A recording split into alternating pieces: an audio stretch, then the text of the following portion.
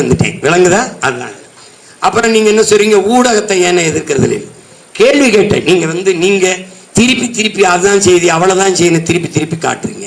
அதை ஒரு பெருமையா போதையா மாத்துறீங்க. அதனாலன்ட்டு அதுல அவங்க செய்யறது ஊடகத்தில் பணி செய்கிற நம்ம உடன் பிறந்தார்களின் பொறுப்பு அல்ல. முதலாளிகள், தனி முதலாளிகளினுடைய கையிலே ஊடகம் இருக்கு. தனி முதலாளிகளுக்கு லாப தேவை இருக்கும், மக்கள் சேவை இருக்காது. நற்செய்திகளை கொண்டு போகணும் இல்லை, அதுல லாப நோக்கம்தான் இருக்கும். அப்போது அதிகாரத்தில் இருப்பவர்களோடு அனுசரித்து போகணும் என்று நினைப்பார். புதிய தலைமுறை ஒரு செய்தியை போட்ட உடனே அரசு தடத்திலிருந்து தூக்கி விட்டதை நீங்க பார்க்கிறீங்க. அந்த நிலைமைக்கு வர வேண்டாம் என்று அவர்கள் நினைக்கிறார்கள்.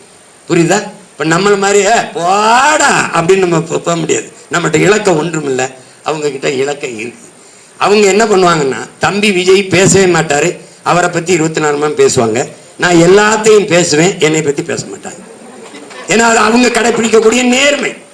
நான் என்னைய விண்ணூர்தி நிலையத்தில் எடுப்பாங்க 1000, அப்புறம் இறங்கும்போது எடுப்பாங்க, விடிவாசல் எடுப்பாங்க, தூங்க முன்னாடி எடுப்பாங்க, எந்திரிக்கும் போது எடுப்பாங்க. ஆனால் நான் சலிக்காம நேர்காணல் கொடுப்பேன். அவர் அதை எதிர்கொள்ளவே மாட்டார். அவரை ஆஹா பாருங்கள், ஓஹோ பாருங்கள், அது அவர்கள் கடைபிடிக்கிற தர்மம். அதை நம்ம ஒன்றும் பண்ண முடியாது.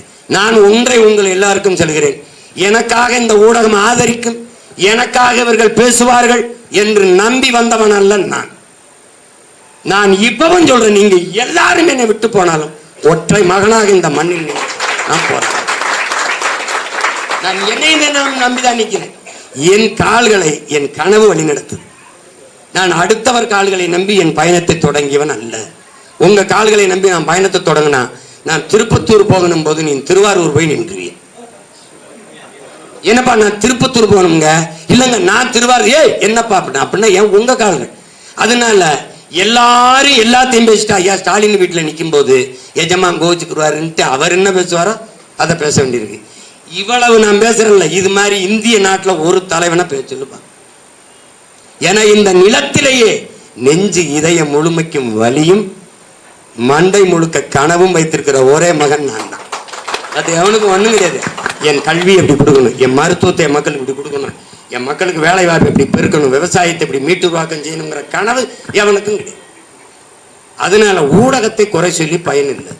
இன்னைக்கு பேசுவார்கள், ஒருவேளை 26க்கு அப்புறம் நமக்கு அதிக வாக்கை வாங்கி பெற்று உயர்ந்துட்டோம், சீமான் வந்துருவார்னா நீங்க வேணா என்னை போடாதீனாலும் போடுவாங்க, நீங்க பேசாதே எங்களை பத்தினாலும் பேசுவாங்க. அதனாலே அவர்களை சொல்லாதீர்கள். அவர்கள் வேலையை செய்கிறார்கள், நம் வேலையை செய்கிறோம்.